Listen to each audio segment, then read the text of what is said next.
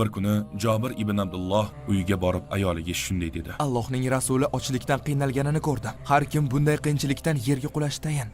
Uyda yeyishga nimadir bormi?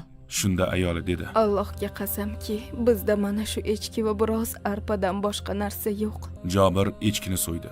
Ayoli esa arpadan un qildi. Go'shtni qozonga solib tandirda pishirishdi. Jabir uyni tark etmoqchi bo'lib turganida ayoli shunday dedi. Rasulullohning qarshisida meni uyatga qo'ymang. U ko'p odam chaqirmaslikni nazarda tutgandi. Chunki tayyorlangan taomlari bir necha kishiga yetardi xolos. Jabir Rasulullohning oldlariga borib biroz taom tayyorlaganlarini aytdilar. Payg'ambar alayhissalom kelganlarida taom va non ustida baraka so'rab duo qildilar. So'ngra ichkarida sahobalarni 10 tadan kirishlarini buyurdilar. So'ngra nonni tandirdan o'z qo'llari bilan uzib, ustiga bir bo'lakdan go'sht qo'yib sahobalarga tarqatdilar. Sekin asta hammaning qorni to'ydi. Ammo na go'sht va na non kamayib qolmadi. Shundayligicha qoldi.